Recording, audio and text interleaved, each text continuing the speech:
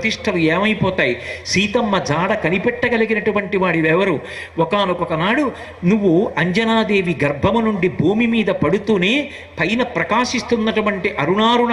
వర్ణంలో ఉన్నటువంటి సూర్యబింబాన్ని చూసి తినే ఫలము అని భ్రమించి పుట్టినటువంటి పసిపిల్లవాడివి ఆకాశ మార్గంలో వెడుతుంటే బాలార్కాభిముఖో బాలో బాలార్క యమూర్తిమాన్, బాలసూర్యుడికి ఎదురుగుండా బాలసూర్యుడు వెడుతున్నాడా అన్నట్టుగా నువ్వు వెడుతున్నప్పుడు నీ యొక్క తేజస్సును చూసి రాహుకేతువులు భయపడితే రాహువు యొక్క ప్రార్థన విని ఇంద్రుడు బయలుదేరి వచ్చి వజ్రాన్ని ప్రయోగిస్తే ఆ వజ్రపు దెబ్బ చేత నీ ఎడమ దవడ సొట్టబడి పర్వత శిఖరానికి ఒరుసుకుని కింద పడిపోతే నీ తండ్రి వాయుదేవుడు ఆగ్రహించి నిన్ను చేతులలో పట్టుకుని నిలబడితే బ్రహ్మదేవుడు దేవతా సమూహములతో కలిసి ఆ గుహ దగ్గరికి వచ్చి